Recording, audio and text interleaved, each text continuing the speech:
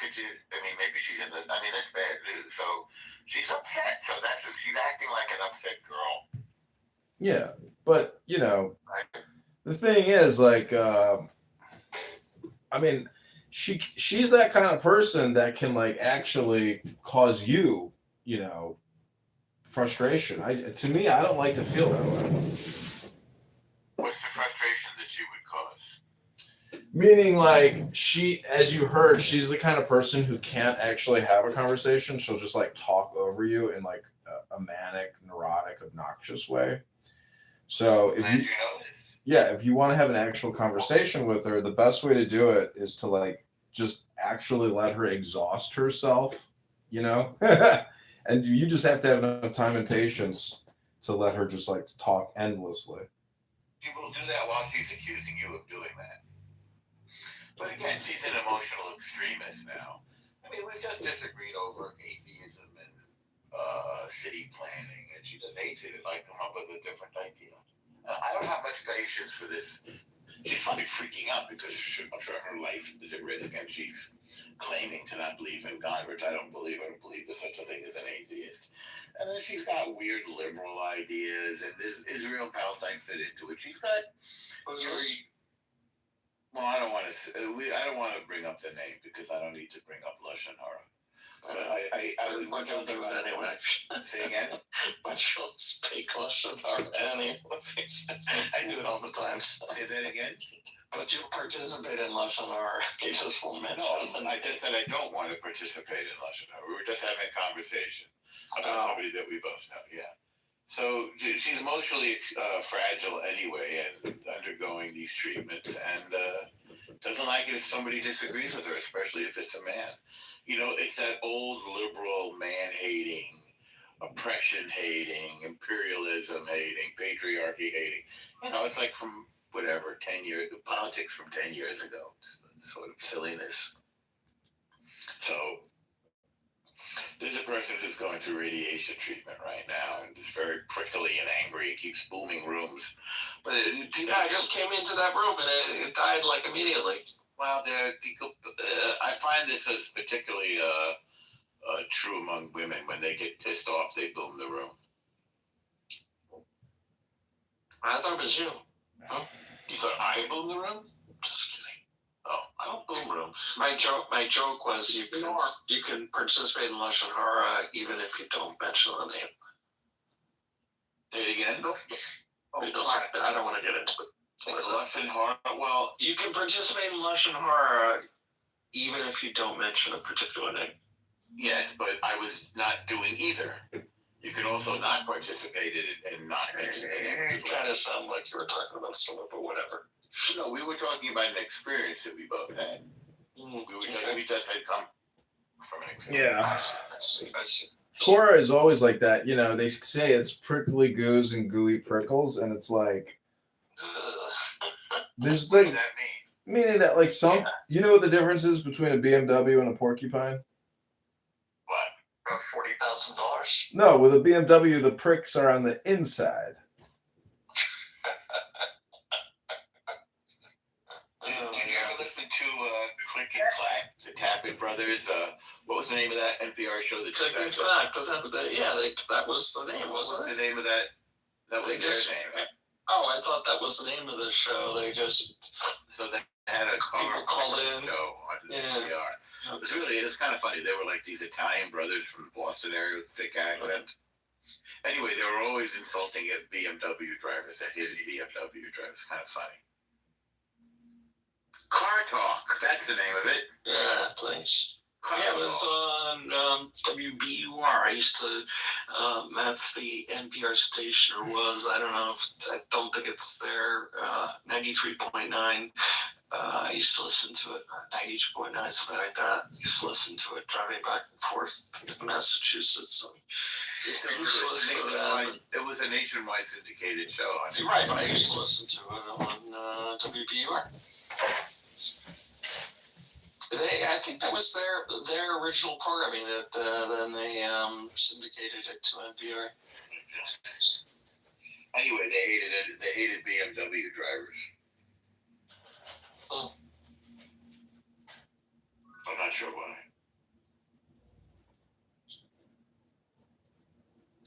just annoying when they brought their cars into their shop. Who was annoying? The drivers. Oh, you didn't I fix it see. right. Yeah, like, I've got this little sound in this thing. It's like, yeah, well, don't close the door so hard, you know.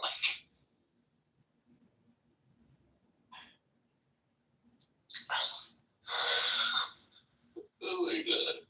Oh my.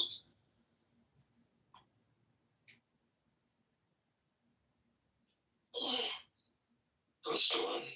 That's a funny thing that Joe has there, Free America from Israel. That's funny. Free America from Israel. I don't even know what does that even mean? It doesn't mean anything. You're like, It's like there's a Muslim terror organization for every letter of the alphabet. A for Al Qaeda and Al Shabaab. B for Boko Haram. Somebody has to come up with a C. I think I once had one. D for Daesh. You get to H, you got a whole lot of them. They like H, the Houthis and Hamas and Hezbollah. right. And then, but somehow Israel is the problem. The one parliamentary democracy in the region. It's like a bizarro world. It's funny, Joe. You know, to date, I haven't, like, you can follow all the cash flows, you can see all the documentation for many of the terrorist groups that you mentioned, you know, that do their things here and there, but this group that's controlling America, I haven't seen any documented evidence that they say jump and the U.S. Congress or president says, how high, mister? This doesn't exist. I said the data just doesn't exist. It's not really bugging you as an patriot American that we've been controlled by a foreign agent. I'd love to see some data, yeah, but you know, there's just nothing to. Wait, who's controlled by what? Like a foreign agent. Who's like controlled by what? Yeah, exactly. Like Israel, you know, Israel, like Israel is a country, yes. Yeah, There are 177 countries in the world. Most of them have. There's more than that. Most of them have lobbying groups in the United States. Not like Congress. Nope. Show me one. Yes. Show me one congressman, like one congressman. Yeah. From a foreign agent. Who's saying one congressman who's a foreign agent? Which lobbying group are you referring to? There is no congressman who's a foreign agent. It's like Israel lobby. Which Israel? Let's be clear. Which Israel lobbying group are you referring to? Finish my sentence. I don't like acting like a dog. There are 17,000 lobbies in Washington. Let me repeat this question. Maybe you don't listen to me. I do listen to you. You said name me one congressman. No. Give me one name, one foreign lobby. Wait a second. You said name me one congressman who's a foreign agent. There are none. Zero. They'd have to register first as a foreign agent. So there's none registered as foreign agents. So no congressman who's a foreign agent. So what is your point? Okay. Because you have to register as foreign agents. Like, why you talk? Like, can you give me a one name? One name. They can't. There's no one. There is no congressman who's a foreign agent. There's no senator. Well, give me his name. Until there isn't. That's the point. Give him a name. He wants a name. Give him a name. You're making stuff up there. We can't. Joe Schmo. Thank you. I appreciate you. Thank you. So you have no point, correct? Right. He wants something that we can't give him. No, I don't think he wants something. I think he doesn't speak English. This oh my God, this is a very weak defense. No, let him speak. What was the lobbying group that you were referring to? You said a foreign lobbying group. Which lobbying group? No. I'm talking about AIPAC. AIPAC is an American lobbying group from American dollars. Look, I suggest you go to the Federal Election Committee, the FEC. They have a database where you can look at every single campaign dollars and the addresses from Americans, because they're only allowed to take money from Americans, okay? And you will see they're only Americans giving Someplace is $36, someplace $2,000, someplace $1,500, someplace less. You'll see it's a list of just Americans. It's not like Yeshua ben so and so from Israel. No, those names don't exist because it's an American lobbying group. But if Yeshua so and so from Brooklyn wants to give money, he's allowed to. Sure, because he's an American. Exactly. It doesn't mean there's like some grand conspiracy. Just because an American wants to give money to an American, there's something wrong. Israel is not even. And guess what? Like the chemical industry. Israel is not. Hang on a second. Israel is not even in the top 10 donors. Yeah, there's so many. The chemical industry, big pharma. Yeah, big like this, Joe DuPont giving money to the American government. How come you don't talk about him? Yeah. There's I think they gave a total of 390 million or 470, some insignificant amount compared to all of the other all the other Michael Stein. Why don't we talk about him? Is that abnormal? Are you the one who is defending Epstein? You don't think he's a pedophile? Correct me if I'm wrong. You're wrong. You don't think. So you think he's a pedophile, right? He's a horrible, disgusting, twisted, manipulative criminal. The only thing maybe anybody could say is he needs due process rights. That's about it, right? Well, he's dead. He doesn't get due process. Well, He already lost his due process the first time. Yeah, exactly. But Okay, guys, don't call me anti-Semitic and that bullshit. Okay, can I ask a question? you're on the trajectory to be anti-Semitic. Why most of the pedophile are Jews? Like, what's the secret? Whoa. Okay, hold on. Stop. Show me statistical data that shows per 10,000 population or per 1,000 population, pedophiles have a higher incident rates of pedophilia than non-Jewish pedophiles. Show me that data, and then we can have a discussion. Because guess what, Bob? It doesn't exist. In Iraq, the age to marry is 9 years old. So is it pedophilia when it's legal? If it's not against the law to marry a 9-year-old, can you really call it pedophilia? It's their culture. And I think it's wrong of you to judge their culture by our standards. If it's normal for a Muslim to marry a 9-year-old, it's wrong of you to judge them. With all due respect, Randy, didn't he marry a 6-year-old? Listen, you're using Western values to judge people. Okay, and that's wrong. Even amongst good point, Randy. But even amongst Western countries, Joe, show me the data, because you made this point that why are all pedophiles? What was your claim? Why are all pedophiles Jewish? He doesn't know. He doesn't consider Muslims to be pedophiles. With which to have. Okay, no, forget the Muslim versus forget the underage. Just use Western democracies, Western governments where the age of consent is 17 or 18, whatever it is, and show me that there are more Jews doing this perverse act than non-Jews. When you have that data, come back and let's have a conversation. Someone sent me an article asking about all the priests that fooled around with boys, and again, I don't think it's fair to judge priests by Jewish standards. That's their culture, and the point is we have to take each culture on its own and not judge it by the culture of other people. That's that. Any response, Joe?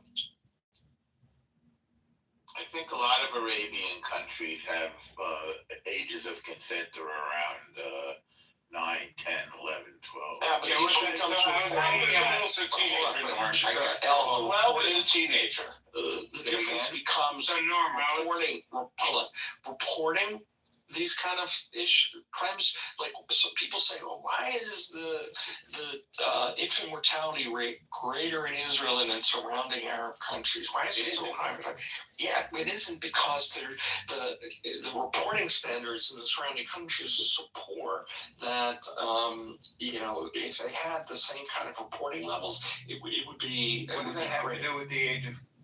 But there's I'm just saying that data is based on how you report. We're talking about the age of marriage. I understand. You just brought up something that's based on reporting. So, I brought up the age of consent. Correct. So, rape and other things requires I'm talking about marriage.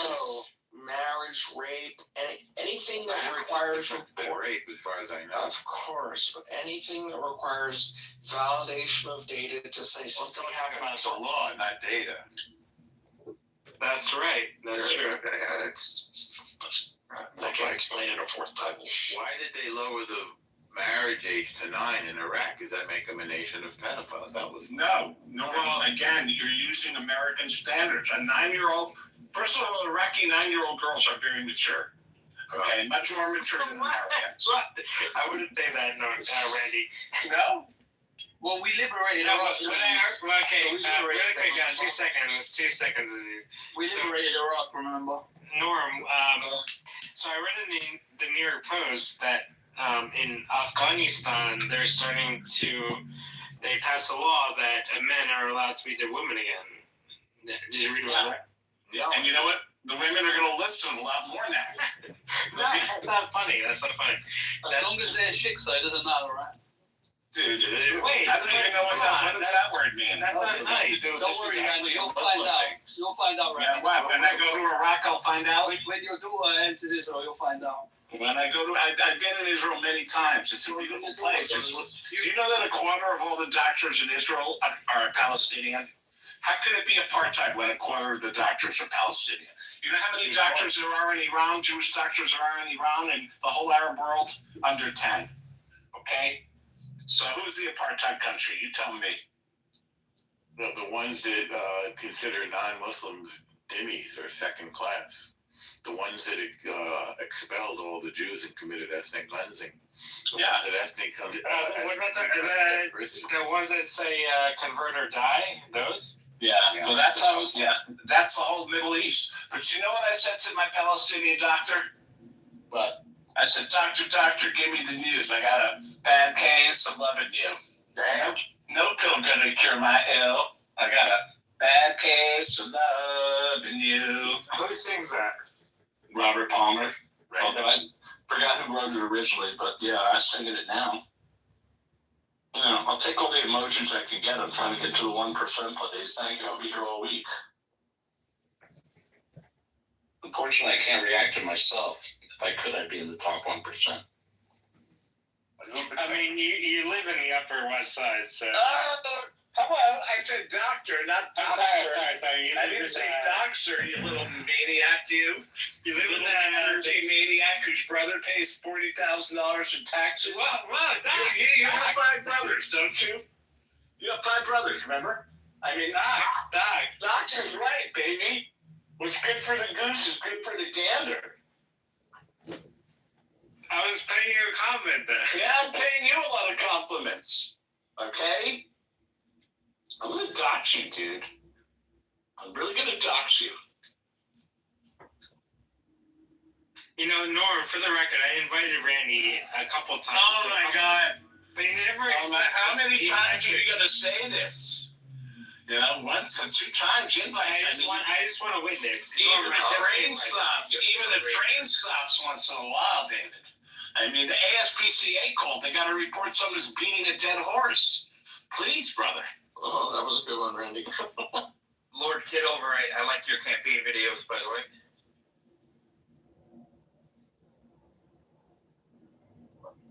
He's from Chicago. We got to get a B in Lakeview, right? Joe's been awfully quiet. We silenced him.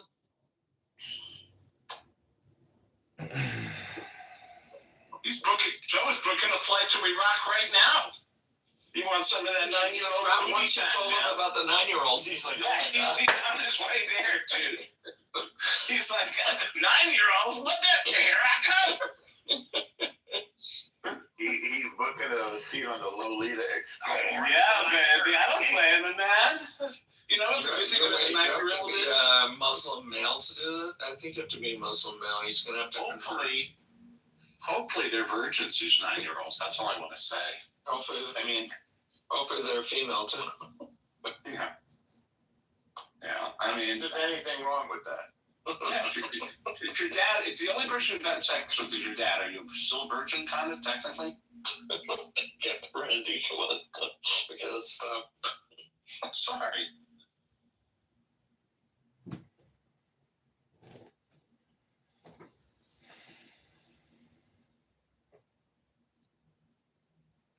It's good to see all you guys, okay? I don't care what you say. I like you guys. Yeah, right? we get it. Yeah, we get it. Yeah. You know what? You know, the Chicago accent and the Buffalo accent are the same. Have you No, ever they're noticed not. that? Are you Yes, nuts? they are. Oh my God, you have officially lost I it. didn't get into it. I was trying to do a hard Chicago accent. No. Buffalo, I know I a don't know guy what from they're- Buffalo. He sounds just like he's from Chicago. I said, you sound like you're from Chicago. He said, yeah, I do. I You're mean, from Chicago. yeah. I love they say Chicago. Chicago. Chicago. It's with the, so they do this with the A or the It's not pronounced Chicago. It's pronounced. I love there's like 3 A's in it. Chicago. Like instead of you guys say tree, or in New York they say. It's like we say the thing on the top of your house. Roof or roof? Is it roof or roof? Roof. Roof. Where do they say roof? I've heard of that once. I was like, what? Or rough or whatever. I guess a Midwest someplace. Excuse me. It depends. Like, there's people that in St. Louis they have southern accents, and they claim to be Midwest. I'm like, get the fuck out of here. Get anyway. The weirdest accent I will hear is some of the people from Louisiana. They can actually be hard to understand. Yeah. Well, Like yeah, what? but like, Joe, do you want to live in Palestine? I hope you're not gay. What's that guy? What's with the Palestinian flag over there? I don't know. I hope he's not gay. They throw you off a 10-story building. But wait, there are no 10-story buildings. Yeah, well. They didn't pass the building codes. Yeah. Well, they had to make room for progress, you know.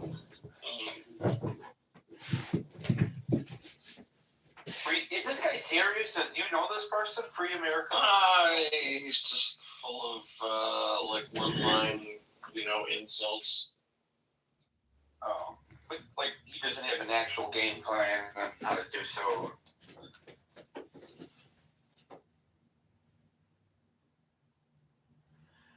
So how can you occupy something that's never been a state? That doesn't make any sense. He probably doesn't even know that Jordan occupied the West Bank before Israel. Did this guy ever talk, or he was talking. He was just babbling away.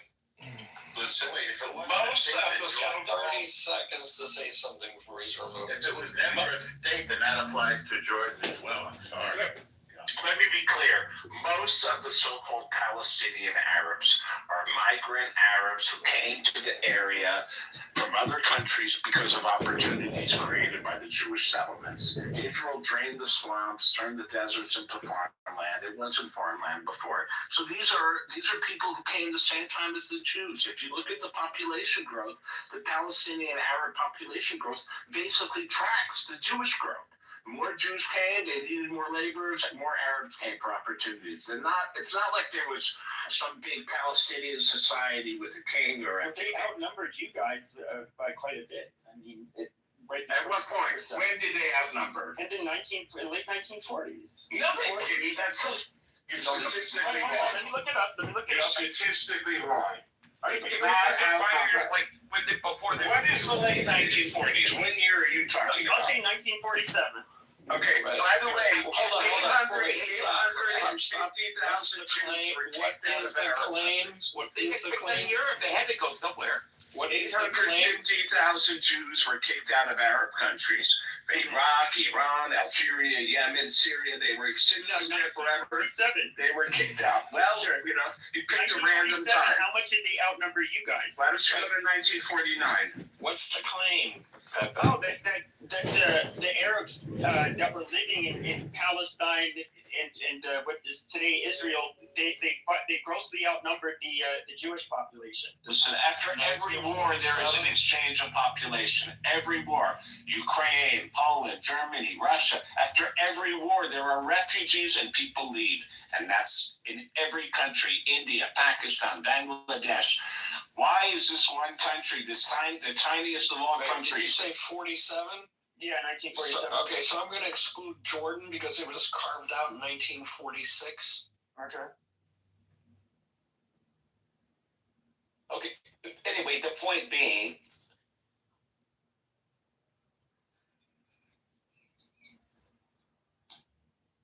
after Pakistan was created, millions of people had to leave India. The good news is that they weren't kept in refugee camps forever, and they weren't used as political pawns. They were resettled, like the Arabs should have been resettled in Jordan and Egypt and Lebanon and Syria. Instead, these countries kept them in refugee camps till today in order to... You got a month in... They're political pawns. Pepe. You have a lot to learn, Pepe. A lot. No, I don't. I think... Well, I just gave you some facts, and I haven't heard you comment on them. Sure. 850,000 Jews kicked out of Arab countries. Yeah, that was after 1947. Yeah. Well, there you go. Yeah, but the reason I point to 1947 is I don't think there's a population on this planet that, if they got an influx of what they see as foreigners, would sit where it would sit well with them. There would naturally be people that would revolt against them, want to war with them, But they're not. and chase them out. I wouldn't say they your words were grossly... What were your words? Like, Grossly? probably grossly outnumbered them. Like, Okay, well, 1. so turn grossly into percentage. Like 10 to 1, like 90%. Okay, so you're wrong. It's 66% to 32%. There were 1,250,000 Arabs, and there were 625,000 Jews. So that was 65% to 32%.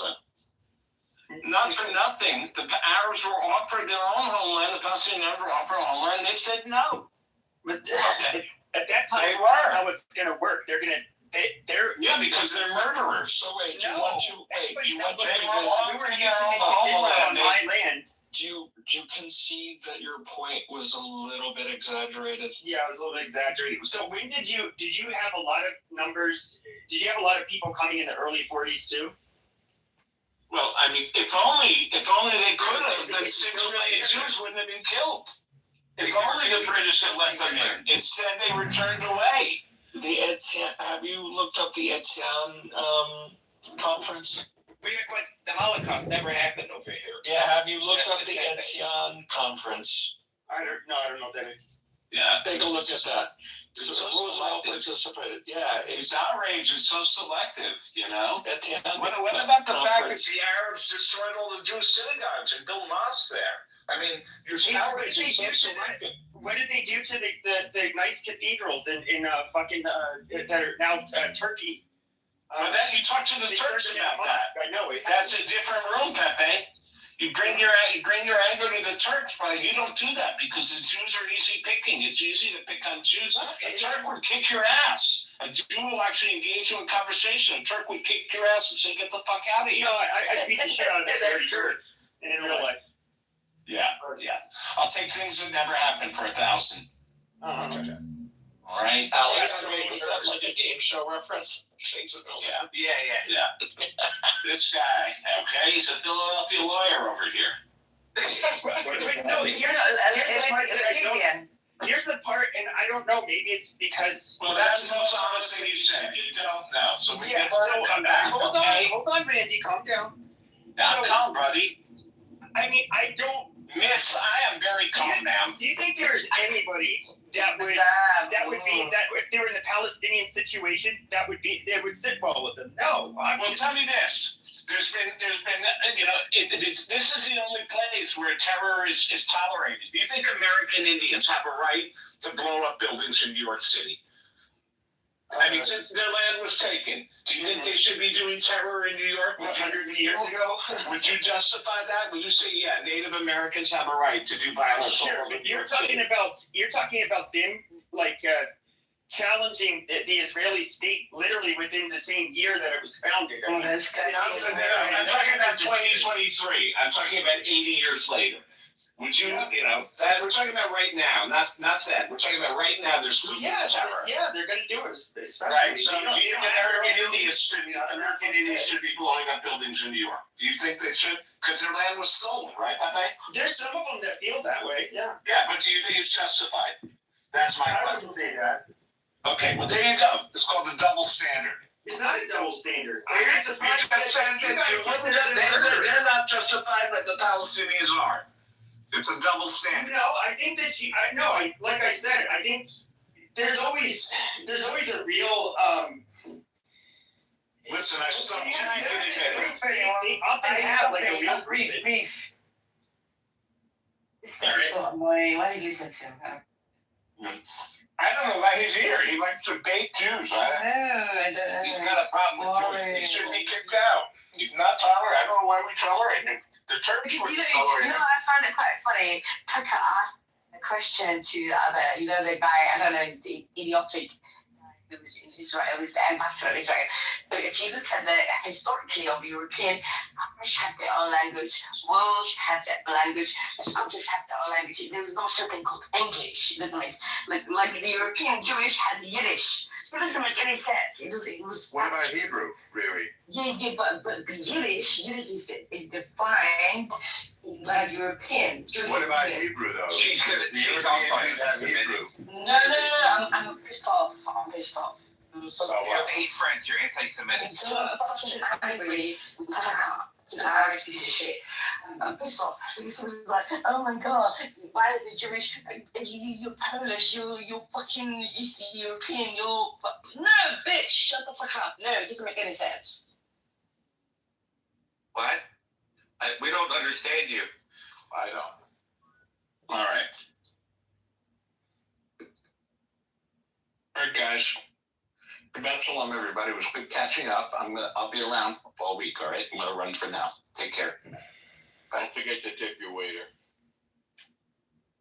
That was awesome.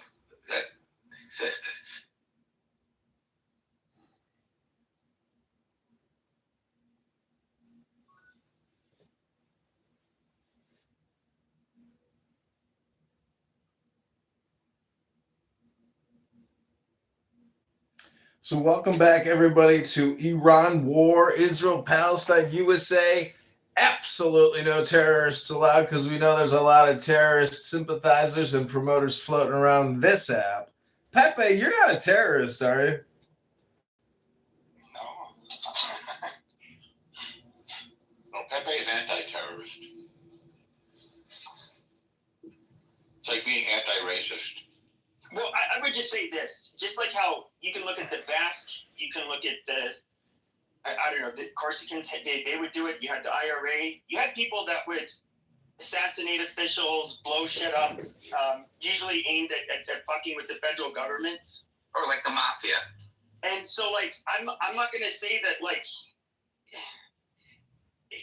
I would say that the same feelings any of these groups would have, they obviously are going to have them. And I definitely don't. I think what they did was just like a very disgusting form of terrorism. They just went and terrorized and butchered and kidnapped, innocent people. But I mean, I can't say that it's illogical, but for them to, rebel. David is the Hebrew Israelite, and so is Camille. Just so you know, they think white people are the devil, right? David and Camille. We are the devil. It's fine. Who are you? First of all, my name is not David, but you think I'm a Hebrew Israelite? This dude is irrational. What are you, Dave?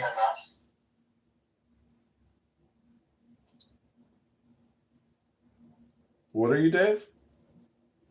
So the last room I was in, the Persian people were begging for Israel and the United States to intervene to throw off the shackles of the occupying Iranian genocide regime in Iran.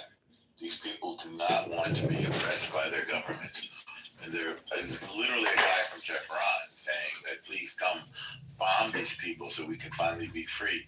We don't even like Islam. We're Zoroastrians. We don't like Islam. That's what they said in the last room I was in. Yeah, I've heard that before too. Most of the younger people are atheists because I don't know, the country is backwards. Can I tell you when did it happen that I did not identify as a Shia Muslim anymore? Go ahead. I was 15 and I was arrested for chewing gum on Ramadan in Iran. Well, that's understandable. Chewing gum on Ramadan. Yeah, that's kind of I mean, you should be doing that, man. What flavor? What flavor was the gum? Banana, man. Banana? Yeah. Oh, yeah, man. you get 9 years for that. Yeah, that's an enhancement right there. Banana, gum and banana is like a double effect. And you're walking and chewing gum at the same time? Oof. Were you looking at I just put handcuffs and then I took another one. What's that? They put handcuffs on me, yeah. They were threatening me. They said just spit it out or something. And then I started chewing another one. How could you if you were handcuffed? Your story is I was handcuffed in front of me, not to my back. Okay, which pocket did you have? That was probably the religious police. They don't know how to lock people up good. No, it was the regular police. Which pocket was the gum in? The left side. Left side. I see. So you were able to get the gum. He's probably telling the truth. I mean, why would anybody make that up? Well, we got to check the details here. Okay, we can go through the detail. So you were walking, you were chewing gum, and it was banana gum. So that's like 3 offenses. And then you reached into your left-hand pocket. Left is bad, by the way, in Iran, as far as I know. They hate the left. And you put another piece in your mouth. Did they hit you with a stick then? No. Then there were some old guys. They came and they said, why you're doing this or something. It's a kid and stuff. And then they said if I spit it, they will let me go. And I did. And I went. But I took one extra before I spit it. Another chew. No. Look, they said spit it. I took another one, yeah. Then these old guys came and it was like... Okay, I'm going to spit you to the goo real quick. Sorry to interrupt, but we have Buttercup, a beautiful little cup of butter who really is a subject matter expert on the topic. I'm wondering if we can all, encourage Buttercup to come up. From what that man was saying. Yeah, I think his government just blocked him. You think his government sent them down? He shouldn't be on club. I mean, I think that's what happened. Yeah, they're censored there. It is Ramadan. We also have the beautiful Bima, my favorite begonia, in the house, who is a vocal Free Palestine. Did somebody send him down or something like that, or did he go? I didn't. I was surprised to see that. Yeah, Lord, you didn't do anything. Stupid, yeah, did you? that was me. I'm the King Green Bean. Your own room. Let me show you how it works. I'm going to show you, Jacob, how it works. So that's called the goo. We're trying to stay focused and concentrate on the Iran war between Israel and the United States of America, with Palestine caught in the crossfire. There's no terrorists still out here in this room. We're trying to draw up those from below who we think could make excellent contributions to the discourse. That could be Buttercup or Bima. It could be other individuals, but we want to give room for everyone to speak, including him and Camille and Love. Can I make a suggestion? We should all read Prince's room where they think Turkey and the Arabs are going to carve up Iran after the war, or after a coup or revolution, whatever they want to call it. These guys don't know history. Why do you say why do they think it's Turkey and not Saudi Arabia? They just said Arabs/Turkey or Turkey/Arabs. Turkey has the big army. Turkey's the only... Yeah, but they have no forward projection of that army. They have no logistics. They have nothing. So far away. Does that mean that everyone's betting now that the regime will fall if there's a war? Because it sounds like they're saying it's a sure thing. The longer it goes on, the less likely it is to fall, is sort of my take, but hopefully it will. But I'm surprised that those guys think it's going to fall. Like they've been kind of... The whole thesis of their argument was, if it does, will it balkanize and I didn't hear them say if. I heard them say they will. Oh, it was definitely if it falls, will it balkanize? It has the highest potential to balkanize, but it's been integrated since Cyrus the Great for so long. But no, they're never gonna do that. They do seem to have a strong sense of national unity, but there are dissident groups like the Kurds and the Baluchis and the Assyrians who feel oppressed. Never mind the Yazidis. You're supposed to say the Yazidis, and then I'm supposed to say, I told you, never mind the Yazidis. Yeah.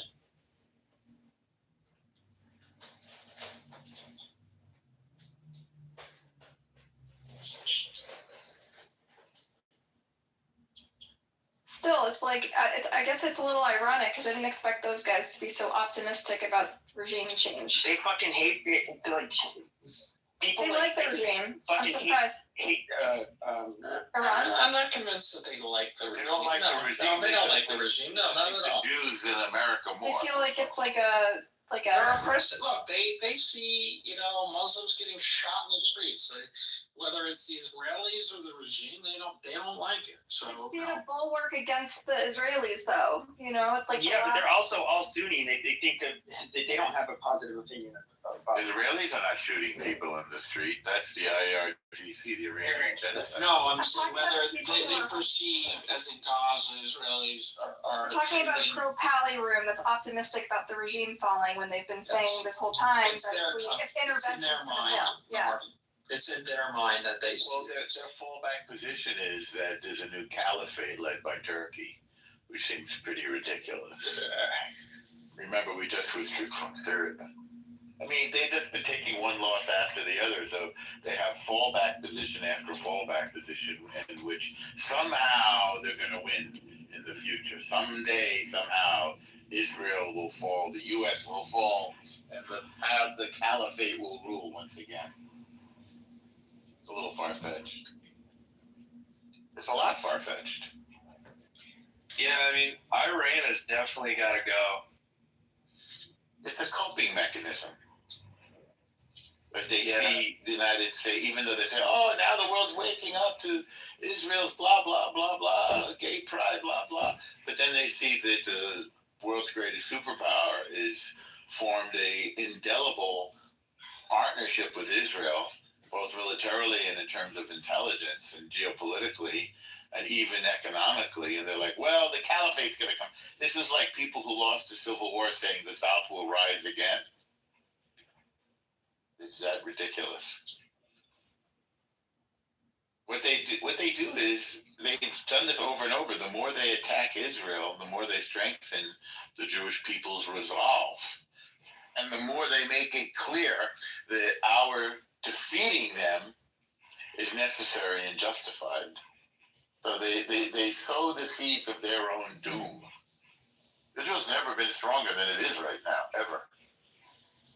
Yeah, I mean, America and Israel is like best friends.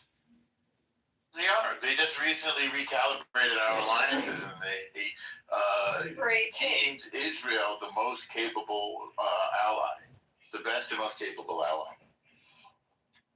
Yeah. What did you say? I said that's a great take. We're besties. Why isn't Israel part of NATO? What's that? Then why isn't Israel part of NATO? I don't know. What does that have to do with the conversation? I don't know. They were such a capable ally. Yeah, you think. It's the most capable ally. Do you know what NATO stands for? Any thoughts? That's the North Atlantic something something. So is Israel in the North Atlantic? Yeah, you don't necessarily have to be in North Atlantic.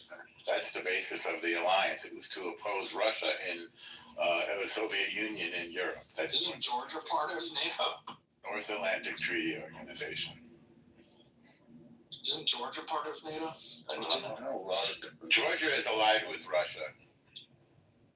No, part of South Ossetia is aligned with Russia, but Georgia proper isn't.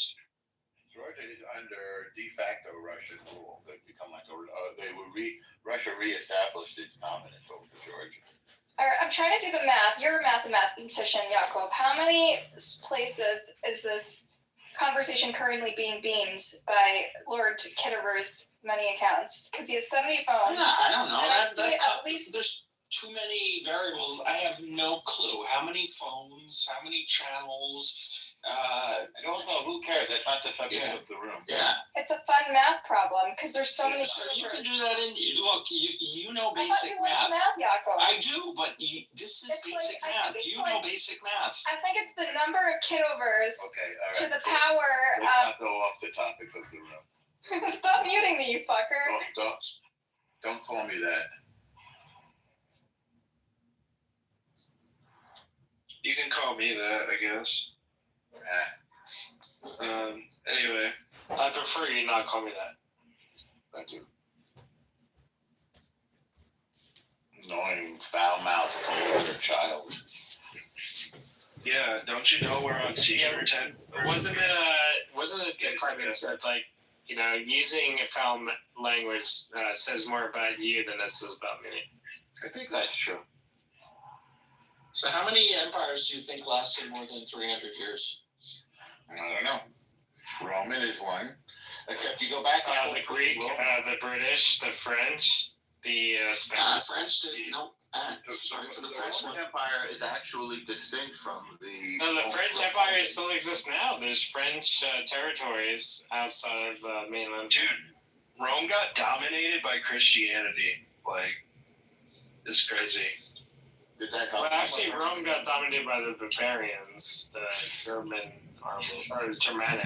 Well, the French was like large part. It was mostly part of Rome, but what do you? I don't get it. What do you mean they got taken over by Christianity? They've been Christian for centuries. Yeah, it changed their whole structure and kind of ruined everything. Starting when? What did it ruin? What do you mean? Well, the reason why I think it's like less than 20. The number. It's a finite set of countries. And oh, dude, America. The question is, will we No, remain? we want to know how Christianity ruined everything.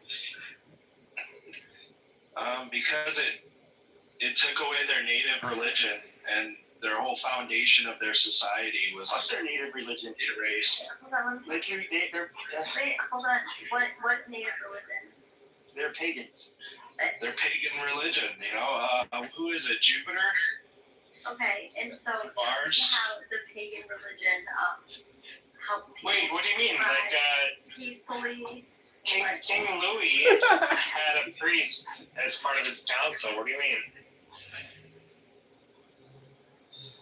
Speaking of pagans, where's pagan bread? I mean, you could talk about how powerful they were, and even like advanced at times. Like you look at the Greeks and the Romans, and how good like some of the warriors were. But I mean, obviously after they became Christian, they became more, I don't know, less barbaric. Yeah, they weren't part of the, the papacy, but they had priests. They had as their advisors and as their council. So you can't say that the French Empire. What did the French Empire do to the Christian Catholics in Lebanon and Syria? Nobody cares. Well, they weren't bad. They made Beirut look really nice. That's what they did. You're welcome.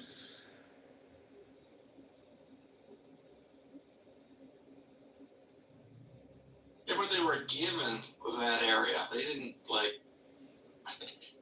conquer it. They weren't given that area. Look at the Sykes-Picot Agreement. They took over after the Ottoman Empire. Yeah, that means they were given it. Okay, that's fair. The British beat the Ottomans, and the Sykes-Picot Agreement said, "Hey, you get north of this line, we get south of this line." Fair. What did the French do that was so bad to the Lebanese? They turned it into Monte Carlo.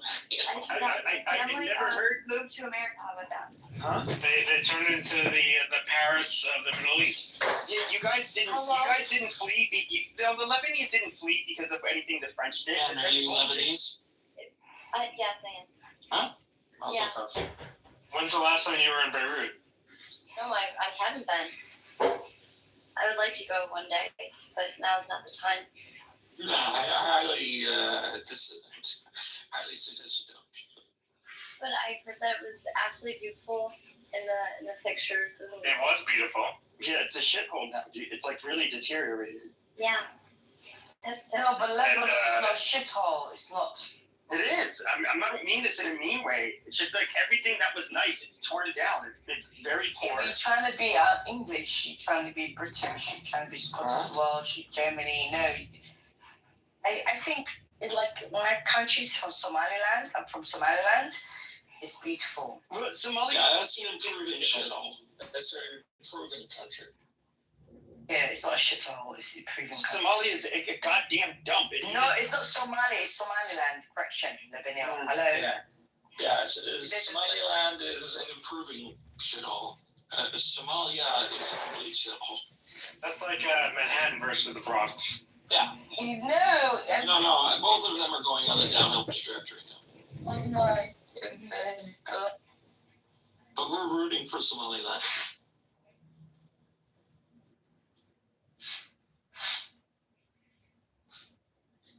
Hey, so check this out. So the Roman Empire lasted for 420 years with paganism, and it lasted 80 years with Christianity. But that was when they had their empire had greatly expanded, and so that was kind of part of their downfall. You have to also include the Byzantine continuation of it. So it's like 1480 years. It's a very complicated history. I mean, didn't Napoleon even say that he recreated the Holy Roman Empire? Wasn't that Napoleon's whole, shtick? I don't know, but I know that Christianity was created to conquer the world, and it did. I'm not too sure about that, but yeah. Well, didn't the apostles conquer the world? I think it also depended on which colonial powers conquered you. I mean, the Spanish definitely were forceful about it, but like the French, for example, weren't too forceful. Yeah, but to be fair, like when the Spanish, when they came to the New World, they wanted to help the people that were in the New World to be better. Oh yeah. Yeah, by starting them, and ask the Iroquois how they thought about their help. The Spanish were by far the most sadistic of all the European. I don't think that's not a fair. No, it is absolutely no. This is even in college. They say the 3 C's. Everything like you learned in college. Sure. So the French came for commerce. The English came for colonization, and then the Spanish came to conquer. They made the French also came to. Where were the Spanish nice to anybody? They literally took all your fucking resources. If there was ever a famine, anything like that, they ate first. They were just like, they were nasty people. I don't. Well, Pepe, is that an opinion or is that a fact, Pepe? Oh yeah, the Spanish you really did not want to be rolled over by them. Well, I respectfully disagree. What year is it? Can everybody please just give us a quick diagnostic and tell us what year it is? 2026. 5786. All right, we got 2026. We got 5786. Pepe, Mako, what year is it?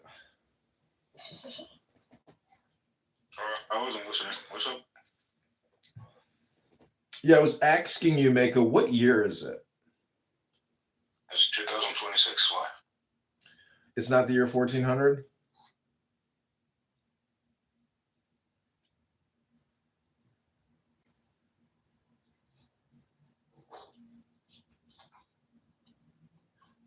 I mean, to be fair, the Spanish, they also like slaughtered Europeans that weren't Catholic too. That happened on a number of instances. Well, the Italians did that as well. So where were the Italians? Italians were in North America. Wow.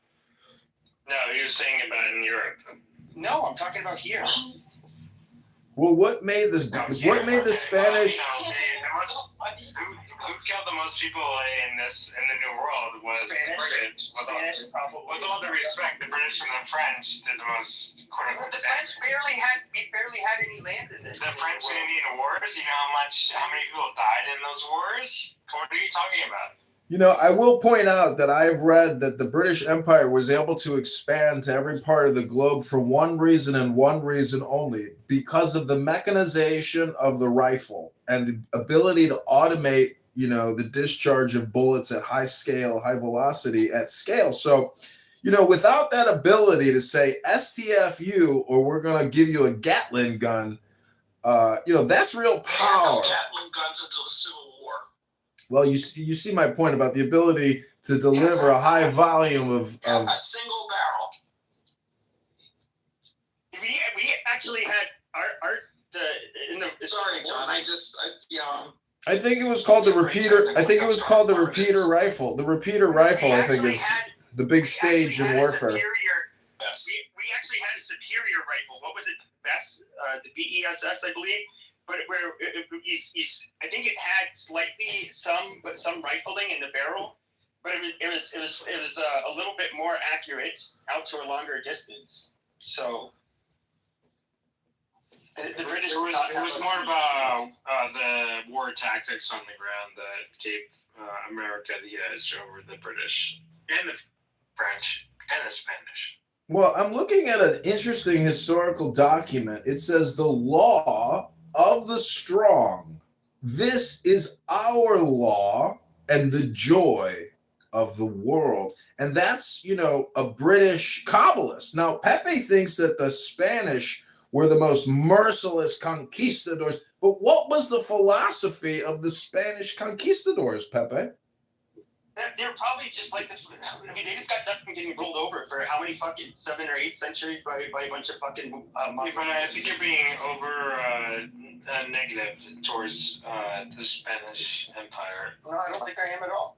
Well, can you give evidence that you're not? And they were absolutely the most religiously intolerant of the. But there's nothing wrong with being. I mean, the English. And with all due respect, they were a lot worse than the English. Well, I mean, that's why we had people come to America is to escape. Yeah, they weren't slaughtering them upon contact. I mean, they okay, but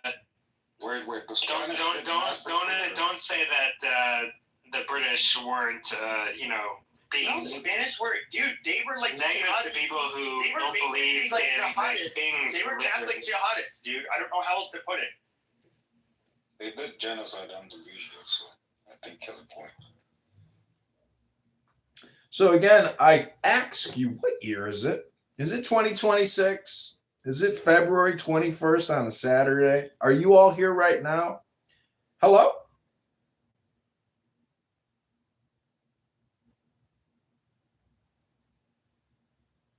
I like the fact that we've attracted many Anons to the room. They want to know what we're talking about, but they don't want to let us know who they are. They're all John. Well, we were talking about the who's worse, the Spanish, the French, or the British Empire. In the Americas, it was the Spanish, hands down. You can't. There's no denying. No, I said like more people died under the hands. The British Empire. David, why don't you give us? David, why don't you give us? Actually brought in more slaves than the British. Well, actually, the British were actually against slavery. I want to point out that this is a little bit like David arguing whether vodka, gin, or whiskey is better, than the other one. But the point is, ladies and gentlemen, we want peace in the Middle East and we want peace in America. But unfortunately, a lot of people want to break the law, and those people are called terrorists or people that need to be brought back into compliance or possibly destroyed. Now, Pepe has walked us through a history hypnosis lesson. Hello? David, what was that? Is that part of your platform? Part of my as a writing candidate for Congress. Yes, Dr. David, absolutely. So we have to be strategic in our communication. We have to be strategic in our militarization and what we're going to do with our focus and our concentration, because this room has grown to a very large audience. And you can see there's a lot of Persians in the audience who are very concerned about a possible war. And I just want to say in Farsi, Dilam barat khiriteng shade. Yeah, I think Texas should be its own country, man. Yo, what did you just say? What did John say in Persian? I said, I missed you. I said, I missed you, my beloved. Dilam barat khiriteng shade. Can we get someone who's confirmed? So I'm just curious, if we bomb the shit out of Iran and there's no change in leadership, what is actually gained? Well, I think that's an unlikely hypothetical. I think the change in leadership is part of the whole point. Yeah. We've already dropped 2 massive bombs on Iran this year alone. We've already detonated 2 of our largest bombs on their nuclear facilities. We've already done it. We've already crossed the fucking threshold. Hello? You're talking about the bunker busters. Yeah, but that's a different thing. Right. It's my understanding the fear is that, okay, let's say you do take out Khomeini or whatever, that there's little IRGCs able to remain in power, and then they're not going to, they'll still have their military that's going to be armed. They'll still shoot a bunch of thousands of people in the street, whatever. Yeah, but this is what happened in Venezuela once the person. It's not Venezuela. Well, I'm just telling you. The government of Venezuela still stands. It's just the president was taken out. The generals are still in command. The vice president. There isn't mass hysteria. Yeah. Pepe, are you asking if this affects the Jews? Pepe, are you an apologist for the Khomeini? No, I think it's. I don't like the IRGC, but you have to think it's somewhat, I think, the West's fault. The people made their. Hold on. The people made their. Oh my God! Clear. They're in the streets and they're being killed. Dude, can I finish? Holy shit! So, it's kind of the West's fault. We're like, yeah, guys, revolt. You can do this, and then tens of thousands of them get fucking gunned down, and they're mostly young people, and it's kind of like I hope they didn't really do that for nothing. And I want, I want to see, if anything is done in Iran, I would want to see them no longer having to be ruled over by the IRGC. Otherwise, it's all in vain. Pepe, it doesn't affect the Jews either way. Well, Pepe is not Jewish. Wait, what? Yeah, I'm not. Jews? Yeah, this has nothing to do with. He probably has Jewish ancestors. No. What is it that you're saying doesn't affect the Jews? Oh, bombing Iran? Yeah, well, Khomeini being replaced or not. Well, sure, it affects the Jews. Well, I mean, when Khomeini says death to Israel, I mean that. Yeah, I mean they're leading. They've hijacked their own country and made it into the big enemy of Israel and surrounded Israel with this ring of fire with the Hezbollah to the north. Get over it. Wait, haven't finished. Hezbollah. It's not a slogan. They attack Israel. Hezbollah to the north and east. Right, Hezbollah in Lebanon, Hezbollah in Syria until we kick them out. The Houthis in Yemen supplying Hamas. That's not just a slogan. That's an active campaign to exterminate the Jewish homeland, the Jewish state. So of course it affects the Jews. Your reasoning doesn't conform with reality. Yeah, and I guarantee you, without a gun to the head, if you ask a typical Iranian, what do you think of Israel? They'd be like, I don't care, I just want to live. That's all they care about. They love Israel. But it's the head, it's the Ayatollahs. I was like, that's Israel all the time. But the regular Iranian, they don't care about Israel. They just want to live. Can you just say, instead of saying Khomeini, can you say Khomeini? And instead of Iranian, can you just say it like a normal American? Why do you want him to mispronounce these words?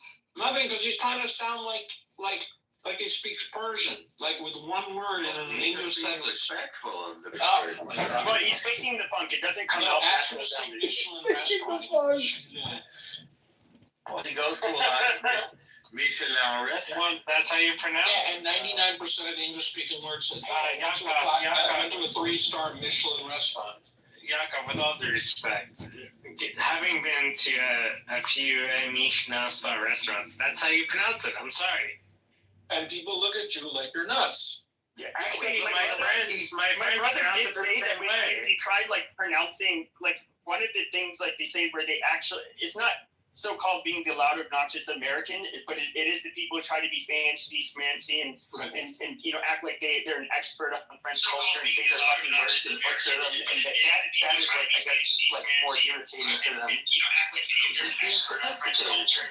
Okay, I'm not gonna apologize for that. Okay, it's just a one-word my sophistication. friends who go to these restaurants, we all pronounce it the same way. So I'm used to If you're hanging out with, okay, fine. Okay, Yaakov, if you come into my group of friends, then You hang out with douchebags, David. That's not nice. I didn't say that, David. Okay, finish with Khomeini.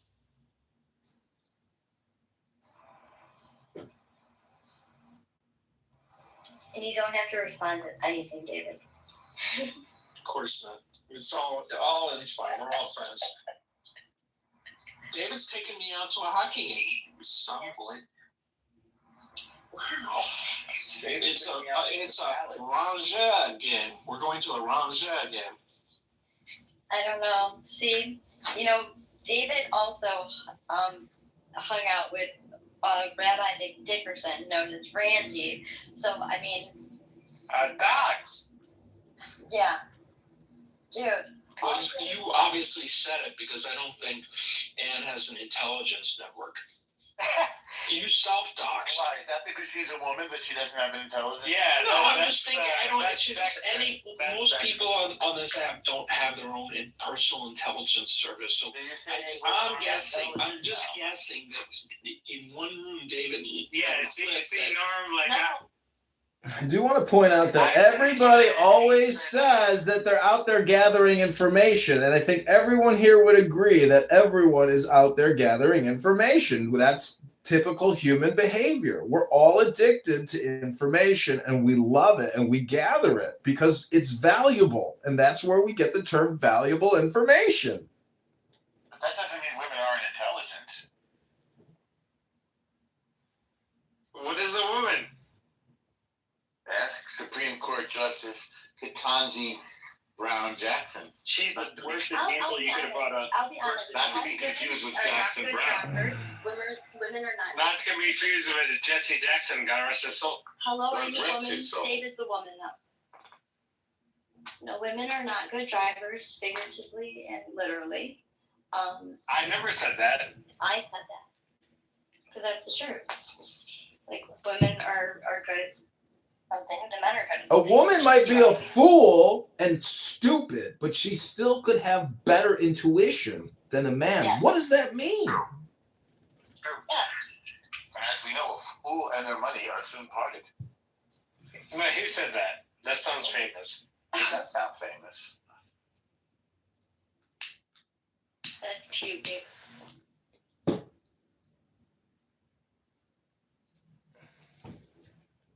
So I want to thank everybody for coming here today to the Iran war, Israel, Palestine, USA, no terrorists allowed. Because in other rooms right now, there are chronic complainers, people that have a beef with the J word, with the I word, with the Z word, with the K word, with all types of words, and they want to argue with you till the moon appears and the sun sets 24 hours a day about what words mean what. And all I can say is none of these people are intelligent because they are not part of any type of meditation, any type of concentration, any type of focus on love or intelligence. All they do is complain. Hello? And in the words of Lenny Kravitz, let love rule. Wait, is that a famous? Is it a famous thing? Okay, I have an answer to a fool and his money are soon parted. Was most commonly attributed to Thomas Tusser in his 1573 book, 500 Points of Good Husbandry. And the original wording was a fool with an E at the end, Foole, and his money be soon, Soone, at debate, which after which sorrow repents him too late. Okay. There you go. Old, kind of old English. Was he a good guy? No.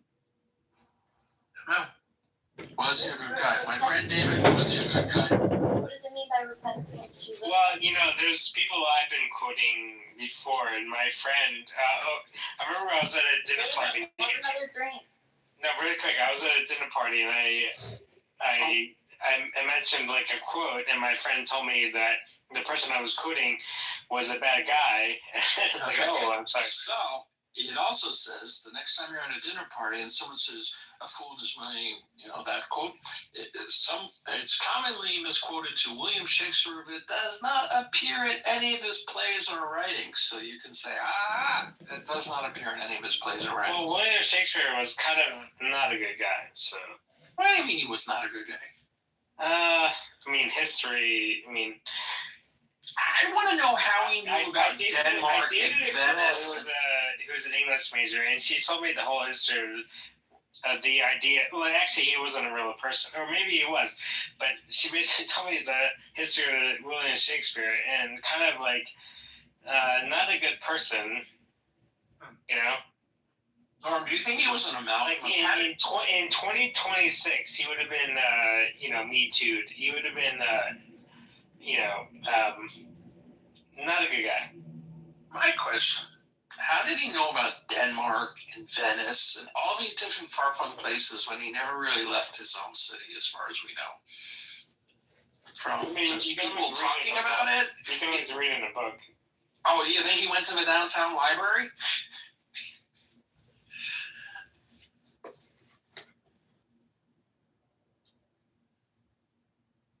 That's a relatively modern invention.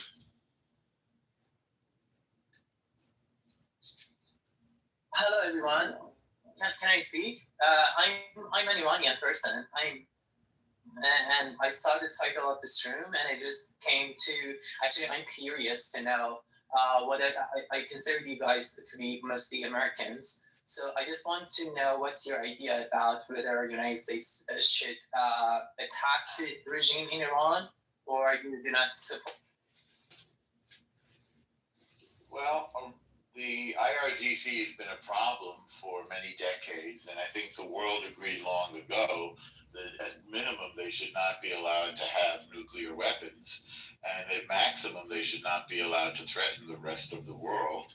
And diplomacy has been tried repeatedly without much success, and now we're trying diplomacy by other means, namely war. As a Sunni Muslim, the U.S. should dismantle Iran. Well, hopefully they see, all the stuff we're doing in the water, and they say, okay, we give up on a very simple terms. But yeah, I think it's very simple. I was just making a joke, but yeah, like all the what we're doing in the Gulf with bringing all our aircraft carriers and our battleships and shit like that. You would think they would be like, okay, let's make a deal. But I don't know. We'll say. You said okay, but tell you about what? The nuclear program or what? Well, yeah, that was you the desire that ambition or what? They went to a negotiation, and America said, like, 100% give up your nuclear program, and they said no, right? Norm, is that what the stipulation that they decided to say no to, right? Well, there's three asks: nuclear program, terrorism, and slaughtering their own people. And they don't seem to be willing to move on any of those. Ballistic missiles are up there as well. You would think so. Guns to the head, they would say, okay, we won't do Hezbollah, we won't do, you know. The only second point I would think of if I was them would be the nuclear thing, but I mean, I'm assuming that's what the sticking point is now, right? In your opinion. Definitely based. You know what I would say? Okay.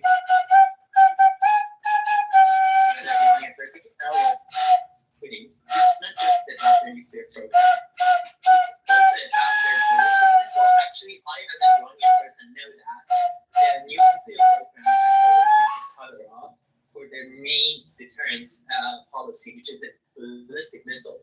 The main thing is actually the ballistic missile, not the nuclear program, but they never negotiate over it. And the ballistic missile has the power to infiltrate from all the air defense systems of Israel and also European countries just like at 12-day war. They can have a ballistic missile, but it's also on the nuclear. I think your initial question was, do you think the United States should come in and evaporate the IRGC? Wasn't that your question?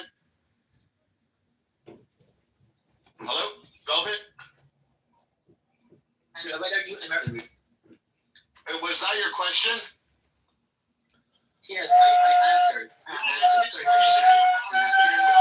should be any deals negotiated. I think they crossed the line when they started murdering people, and then they threatened constantly on a daily basis to want to murder Israeli citizens, and as well the president of the United States. They want to murder him, and they want to cause harm to the USA and Israel. I think there is no negotiation. I don't know if they say that they don't want to make weapons today, tomorrow. I think they don't get too far.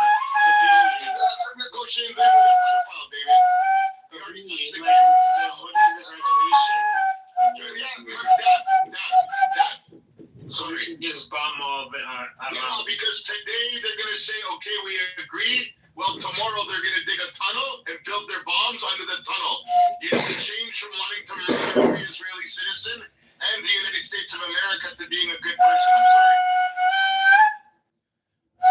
Don't be sorry. I'm actually very happy to hear that because in the mainstream media, I hear a lot that there is people make these false comparisons that the United States attacking Afghanistan and Iraq, and they compare it to what will happen in Iran. So there are fundamental and contextual differences between Iranian society and Afghanistan and Iraq. But the point is that's so true. So as an Iranian person, from age of 7, I have been trained to chant death to England, death to America, and death to Israel.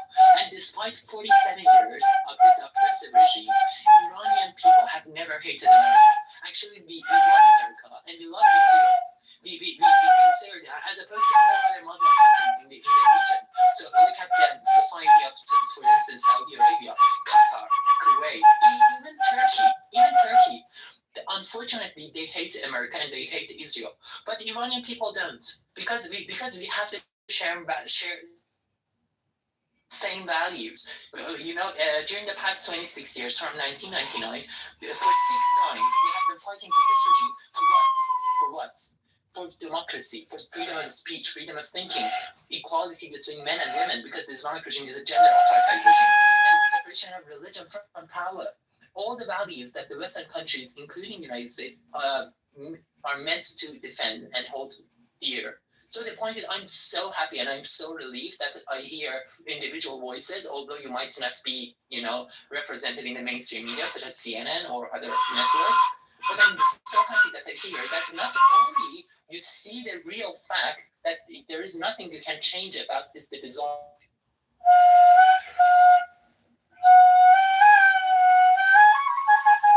This regime to destroy you or not, whether you negotiate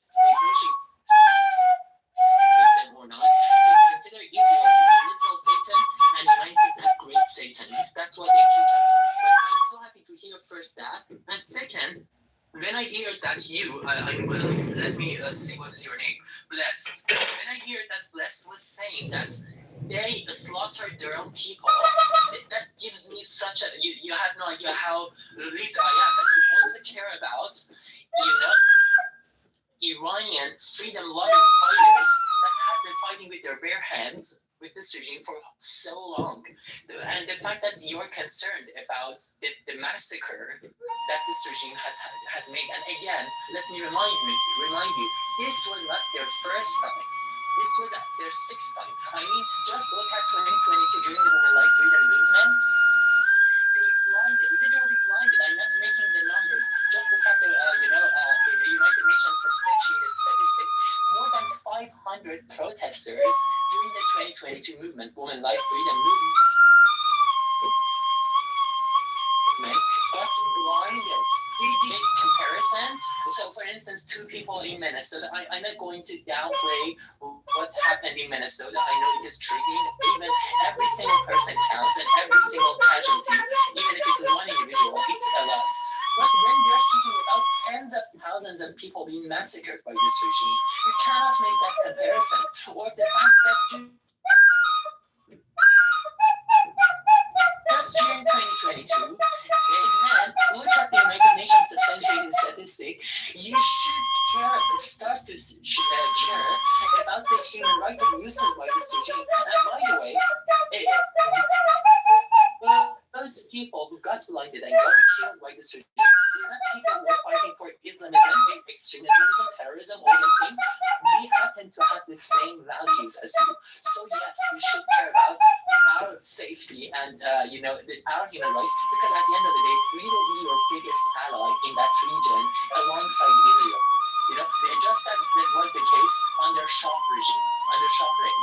Iran was, even if you might not know that, wasn't like as an Iranian person, I know that. 47 years ago, up to 47 years ago, Israel was not your biggest ally in the region. Iran was, right? But after the Islamic Revolution, you had to, turn to Saudi Arabia, Qatar, the countries that are literally funding terrorism, economic terrorism.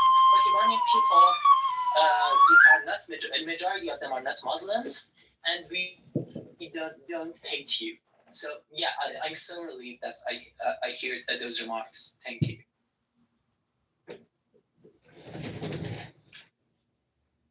Well, those are some beautiful remarks about some beautiful remarks. Thank you for those beautiful remarks.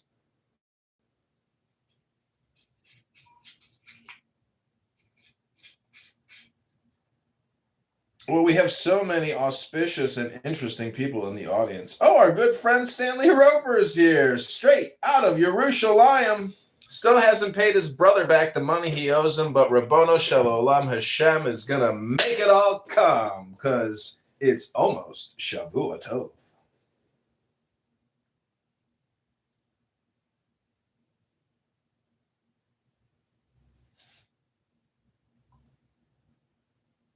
Rabbono Shel Olam. And let me ask you a question. Would you marry a wealthy, handsome Jew if he proposed to you and you two fell in love?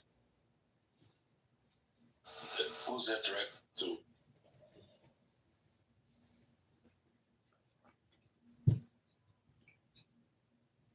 Oh, I was asking Anne, our Lebanese Catholic, I suppose. Yeah, you're Catholic. Did you do Ash Wednesday, Anne? Did you get the crucifix and ash put on your forehead?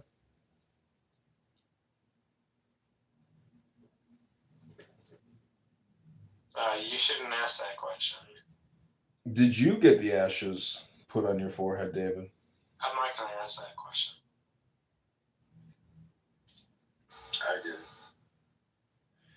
Well, everybody, you're in the Iran war.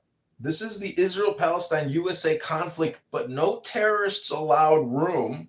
If you want to hear terrorists, just go to Amir's room in the World Affairs Forum or in Amir's house, or you can go to Prince's room. There's a whole litany of rooms you can find, I'm sure. But in this room, no. No terrorists allowed.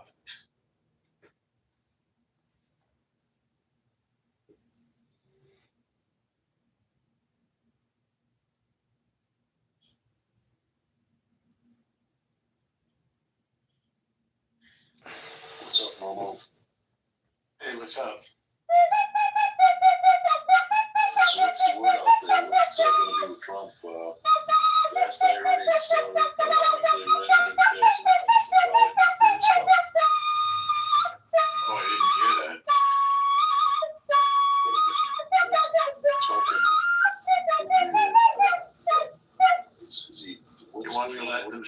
face? He wants to let them save face. What's going on? I mean, he's giving him a couple days to decide, right? My understanding.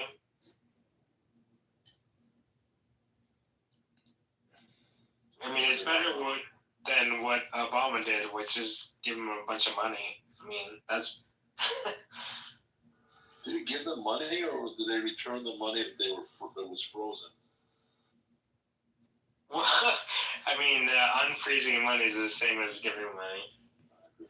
I forget how many billions. Yes, and Obama lifted up the sanctions, and that's what they did. They made deals with that regime, with our operators. And again, just so you know, the same kind of protests were happening in Iran in 2009. We call them green movement, in Persian, Gomesh attacks, right? People for not a few weeks, but several months, we're on the streets, and actually we chanted a specific slogan.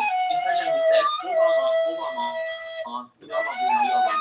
It meant Obama, Obama, either with us, or with the Islamic regime, or with them, right? The point is, Obama chose to turn a blind eye on us and our oppression. Yes, he issued a couple of empty worded statements that we stand with Iranian people, and they should have the right to peacefully protest. But those statements, empty worded statements, mean nothing. They don't help us. We need real action. Because we are empty-handed. So Obama made deal with them and lifted up the sanctions, and the regime simply massacred Iranians, and not just in the streets, but also in the prisons. Specifically, a horrific prison that you might have not heard about it. Its name was khakis, that they tortured people in khakis during the movement in 2009. But that's what Obama did. So yeah. But hopefully the United States will not make a mistake again. Because at the end of the day, Donald Trump made a promise. They said to Iranians that go and take your institutions, we will come to your rescue. And in another remark, he said, if Iran shoots the protesters, as they always do, we will start shooting as well. He made those remarks, and yesterday, Donald Trump already acknowledged that 32,000 Iranians over a short period of time during this round of protests were massacred by this regime. So he has made a promise, and he has the responsibility. But even if he didn't make that promise, still we would have considered United States as the leader of the free world to come to our rescue, because with power comes responsibility.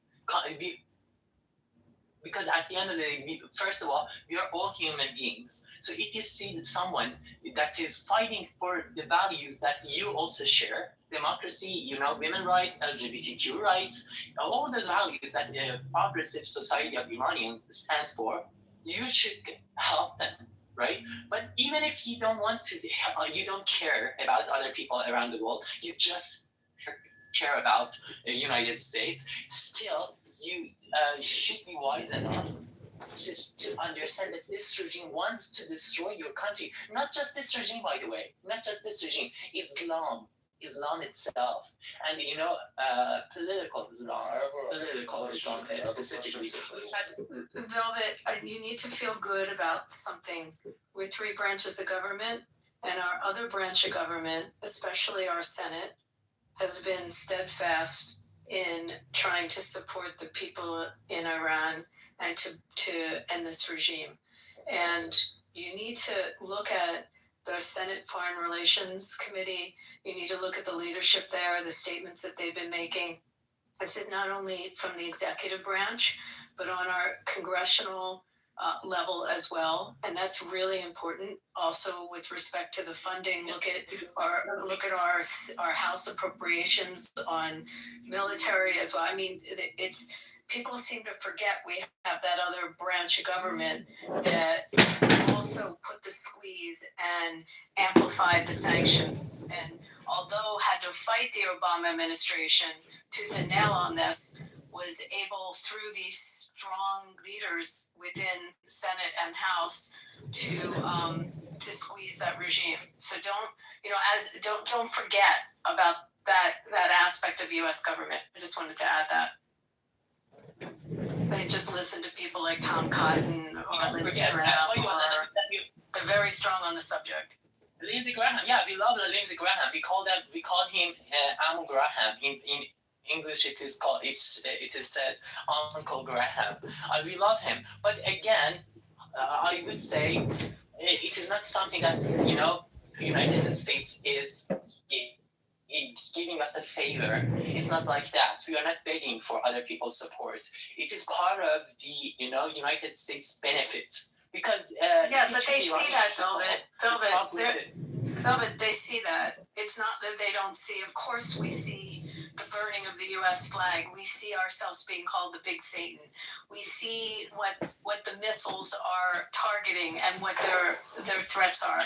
This is protection of our own nation. I'm just pointing out that it doesn't only exist in the executive branch, but we've seen. Look. We can go back to when our hostages were taken, and some of us were alive to experience it, and then experience every time Iran has had their fingers in murdering Americans abroad, as well as threatening our ambassador, not only our ambassadors, our president, the ambassadors from Saudi that were in Washington, the ambassadors from Israel that were in Washington. I mean, we just go through the litany of what they've had their fingerprints in. So we've known that as a nation for a long time, and we're protecting our nation from an enemy, and it's been an enemy. So I don't think that's anything new. But again, my point was just it's also in our legislative branch. A very strong awareness of it. And here you have, we are true friends and we are allies, and I'm so happy that you people are, actually you exist in the United States, and we are fortunate that the majority of Senate and Congress is currently with Republicans, because unfortunately the Democrats that are supposedly meant to stand for human rights and humanity, they have always compromised and appeased the mullahs in Iran. But whoa.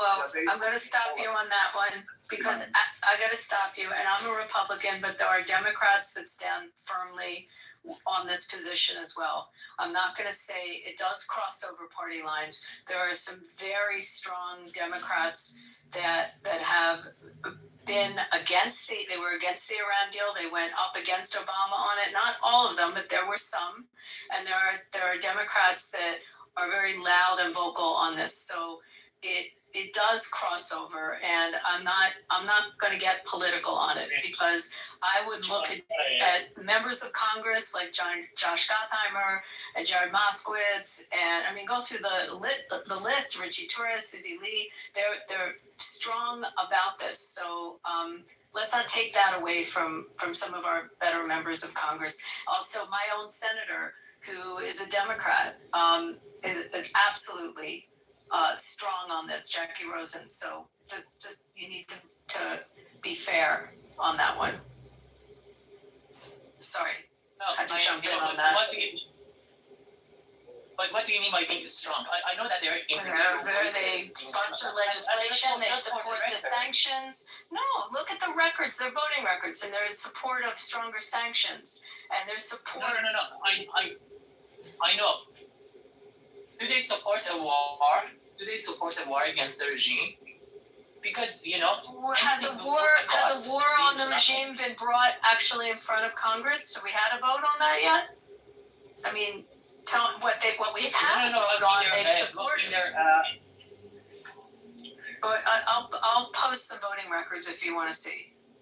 Well, yeah, I would like that, but I don't want to bother you. But the point is, even in the verbal stances, it doesn't mean if they just condemn the regime. Action, real action. Sanctions is additional squeezing and sanctions something that shows support.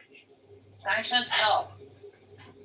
Yes, sanctions help, but how it is going to make a difference if you leave the Iranian protesters to their own. I mean, what will sanction do? It will make the regime's hands, the regime's work harder, of course. So it helps us, the Iranians. But at the end of the day, if a regime is going to change, we have to, confront with this regime, and we are empty-handed. We don't have any weapon, and they simply massacre Iranians. So the final answer, the ultimate solution, is military intervention.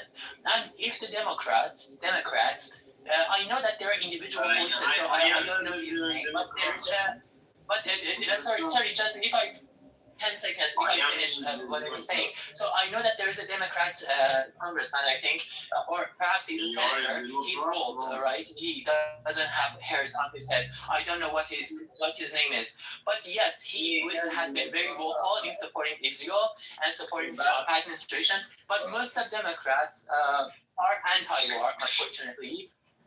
And so their support almost means nothing. Well, actually, Velvet, you don't understand all of the dynamics in Congress. And no, not all Democrats. A good majority of them that are voting bloc have voted for the sanctions. Again, I just found the statement from the senator with respect. So, I mean, again, I'm not going to bash the other party when they, excuse me. I'm not going to bash the other party when they have actually, some of them have stood up and voted on this. John Fetterman is a good example of it. Listen to Fetterman's comments. I mean, here's the thing, Velvet. Like, Iran has to be destroyed so Israel can be safe. No, Iran has to not have nuclear power. Okay? You understand? Israel can take care of itself. Iran has to not have a nuclear weapon. That's the bottom line. They can't have a nuclear weapon. I agree. They can take care of themselves. They have taken care of themselves. Yeah, I agree. Like, this isn't about Israel. This is about the U.S., guys. It's about us. It's just milking the U.S. right now, and then who's milking the U.S.? Who's milking the U.S.? Iran is milking the U.S.? Edom has to be destroyed. It has to happen. Right now, Normo? I don't know what you're talking about. I would urge everyone to differentiate between a country. Guys, someone, please be quiet for a moment. You should, in verbal speaking, you should be careful when you say Iran should be destroyed. Iran is our homeland, is my homeland, my country. You cannot say Iran should be destroyed. But the terrorist bunch of groups that are occupying our country, the Islamic regime, yes, that regime should be destroyed, but Iranian people and Iran as a country should be preserved, and we should always respect a country no matter what is its name. So you should speak respectfully about Iran. And to the point that Ali was saying, about the points, Ali, again, I would need to know you to know sanctions help. They are much better than making deals with this regime, just as was the case under Obama administration and Biden administration. But at the end of the day, it is not the ultimate solution. The ultimate solution is military intervention. Because at the end of the day, Iranian people are empty-handed. We don't have any weapons. And if whenever we take to the streets, we take courage to take to the streets. Okay, let's make room for more speakers. When I hear repetition or redundancy, I'm going to mute you. We're moving on. This is the Iran war. Israel, Palestine, USA. No terrorists allowed. In the Issa Watermelon Fan Club house, everybody. Shavua Tov. Velvet, you're Iranian? Yes. You're Iranian? No. Okay. Yeah. Someone. And John, you don't have a chat, so I can't post the voting record. This is anyone can look them up. I really just want to be Jewish because they're so good at making people hate their own people. It's like it's overpowered war tactics. Just propaganda. What about your question? I'm Iranian. Okay, basic. All right, I removed them from the room because no terrorists are allowed here. And if you're going to lie and besmirch the good Jewish people, you're going to get kicked in the tuchus, either to the goo or to the hallway. Shavua Tov. Ouais, je rigole, frère. Je rigole, frère, là. Il dit quoi? My friend? Also, noise trolls who are working in their bathtubs or kitchens will also be kicked to the goo.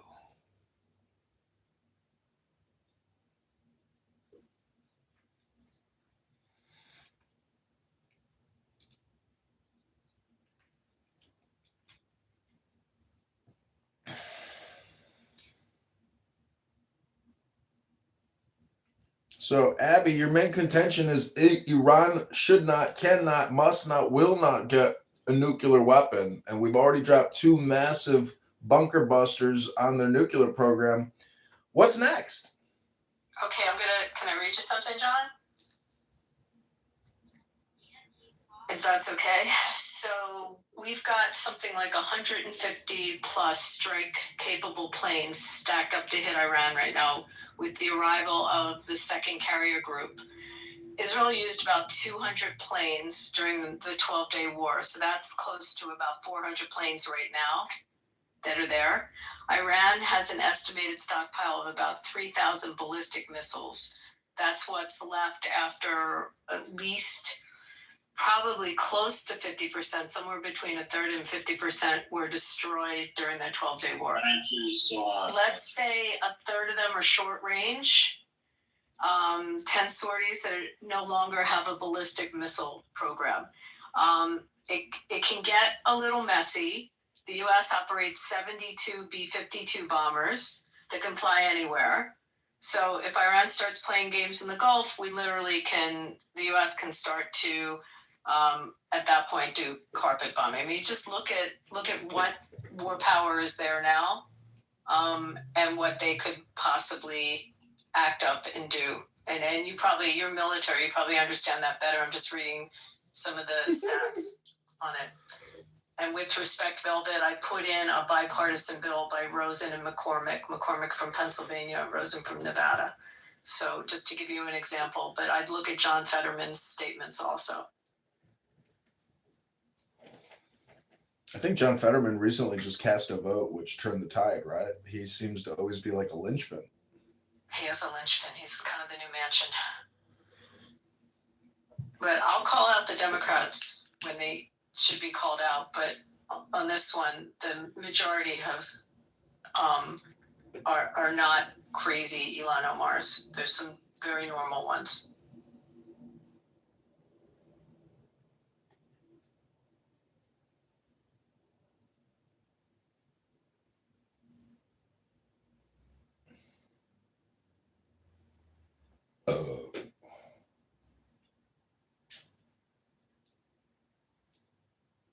You think there's a 50-50 chance that there's going to be a regime change? Or do you think it's 20-80?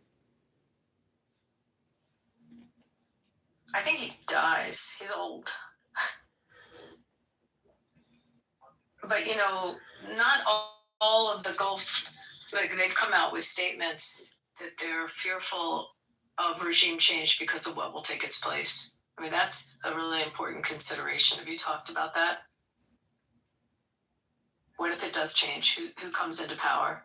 I mean, doesn't he have heir apparent, like his sons or something? And then, I might have a better perspective on this. That's what will happen if the United States attacks the regime. So one little thing I would urge everyone: when you say Gulf, the Gulf is a term that Arab countries use to refer to that sort of ocean. We call it Persian Gulf. It's its historical name. So please refer to that as its the real name, Persian Gulf. But anyway, the point is, if the regime changes, so the majority or a significant part of the opposition support the Crown Prince Reza Pahlavi to be their king. But even myself, I, as a person who opposed the Islamic regime, I'm not necessarily a monarchist, but I am united behind Reza Pahlavi for now. But in voting, in a ballot box that it will happen after the revolution, after the regime change, I would probably vote for a republic. And my leader is, Masih Harinejad. She's one of the opposition figures. But for now, the majority of the opposition are behind Reza Pahlavi. So Reza Pahlavi will emerge after the regime change. But I would urge you to know that it's also what Reza Pahlavi's path is. He's not saying keep me in and keep a monarch.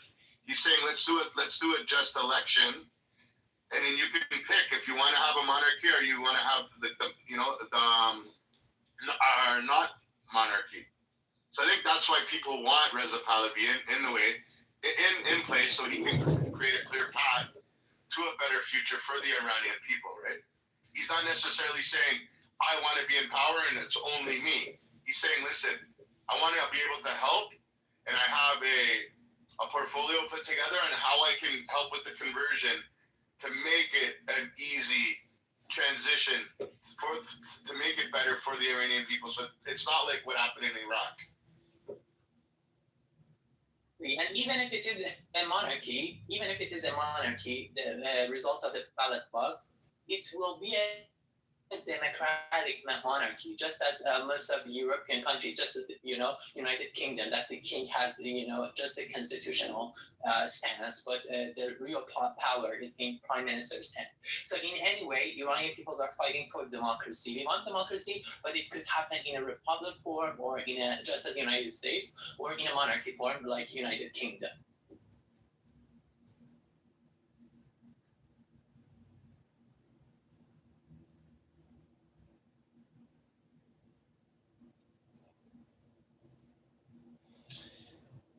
What's the bigger rivalry, Saudi Arabia and Iran or Israel and Iran? I mean, do these Sunnis and Shias, the princes and the potentates of Saudi Arabia and that kingdom, they must have extensive diplomatic, regional ties, trades, etc. Somewhat of a shared culture between Persians and Arabs because of Islam, even though they've got this separation.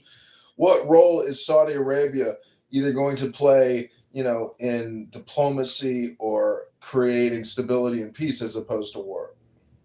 I mean, I just got back from there. I listened to them talk about it in a diplomatic way. And they made it, this is the foreign minister there, made it very clear they're not pushing for regime change. They have a fear of what will come after. But they are also extremely clear, and they don't hold back on this, that the Muslim Brotherhood is their enemy. And that the enemy has attacked their soil, via their proxies. They've taken fire from the Muslim Brotherhood, and they're not supporters of it. They'd like to see the Brotherhood gone. So they take a pretty strong position about that. But that they were very clear to say that they're not advocating regime change. So it's interesting how they position themselves on that. I think they see themselves as a economic force in the Gulf region, as they have been. And I'd also look at some of the squabbles they have with the UAE right now and how that's playing into it. But they're hell-bent on developing the train lines and the fiber optic lines, and getting out of the petrol business. So they've lots of positions with respect to their Vision 2030 and where that's taking their nation, and where they see themselves as a regional player as well as a world player. But with respect to Iran, that's definitely their position. I don't know if that makes any sense, but that's what the guy said, and that's.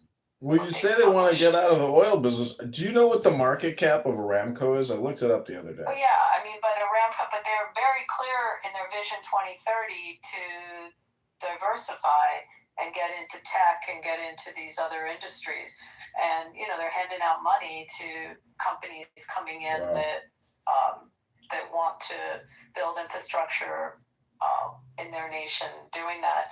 Hospitality being one for sure, and they're spending a lot of money on it.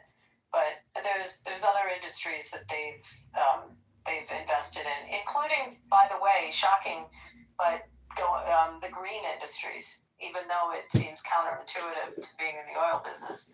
But green energy is something they've also pursued.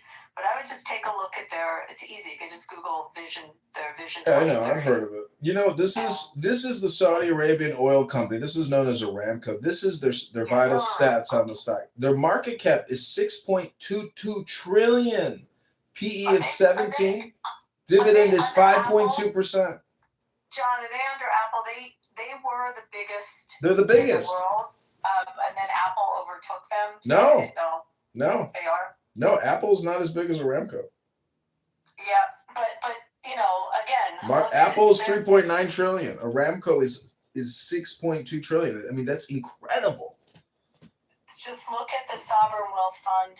Look at that Vision 2030, and it'll tell you how they see themselves as a player. They're also all about their DEI. There is about women and trying to. They say that it's all about inclusion now for women, but it's just very interesting. They just invested in Elon Musk's XAI in a private equity deal. I think it was like a $2 to $4 billion deal with Elon Musk because XAI merged with SpaceX. And, it does put Elon Musk at like almost the trillionaire level. It's unbelievable.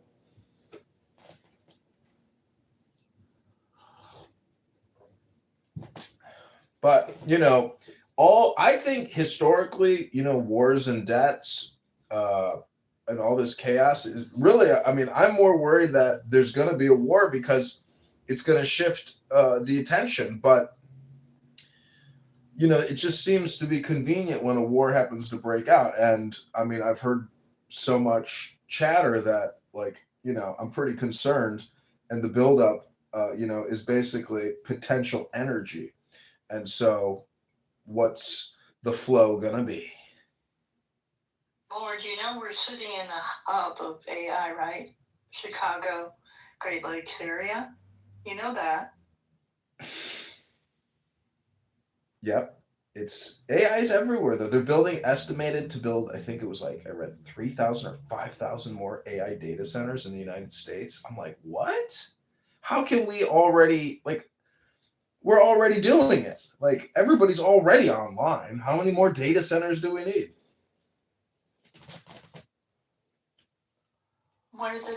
They're being built to crash and burn what's out there, what's threatening us.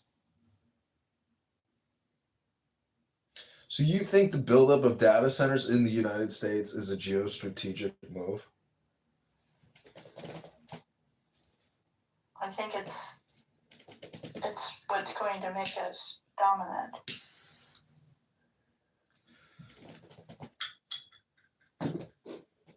Yeah, but how so? In what ways? Oh, we're going to be over-equipped in comparison.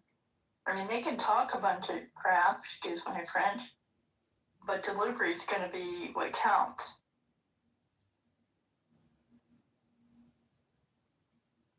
You don't think the AI is making people lazy and stupid, though? No, that's a different kind of AI that I'm focusing on. Inventory. Well, if you're a Star You're Trek... talking about drones? You're talking in weaponry, the use of drones? All what are you talking about? All of it, Abby. Drones. She's talking about warfare, basically. Yeah, thank you. I was looking for the word. Thank you. It is warfare. But so much has changed with drones coming into warfare. No, but it's everything. I know what she's talking about. It's talking about hacking, shutting a country down, turning off the lights, drones, missiles, defense systems, how AI could be utilized in all of that. Electricity, gas. Yeah, that's what I'm saying. We just had a hack a few days ago in one of our casinos. Just had, forget the name of the company that came in and held them ransom. They paid it. They paid the ransom. It's pretty crazy. What systems did they hack? They paid $1 million and a half. What did they hack though? Into the whole system of the casino and all the data. Like they did ransomware. Yeah. Let me tell you the name of the company. Hold on. Did the hack shut down? One sec. We already know the name, Abby. It's El Normo Green. Right. No, wait 1 sec. Let me pull it up. There's not a statue of El Normo in Vegas. Yeah, right on the strip next to Elvis. Saying I got you. Yeah, if I can say something, getting back to the question that Lord was asking about, what role Saudi Arabia would play in Iran. Before you jump into it, because you have so much beautiful energy, I just don't want Abby to be like, I want to hear what you have to say about the hack. But don't forget what you're going to say, just because then we'll forget it. Abby was looking up something. Hold on, the name of the hacker is it's Shiny Hunters. Shiny Hunters pulled off a massive data heist against this particular property. It holds more than 800,000 records containing personal employee information. It issued a final warning on the dark web. It gave the particular luxury resort until February 23rd before releasing the data to the public. The pressure on the company and the threats to release the data is likely to be the company had broken off negotiations. So now the gang is desperate, and that's not uncommon with the extortion attacks. This particular property is extremely high end.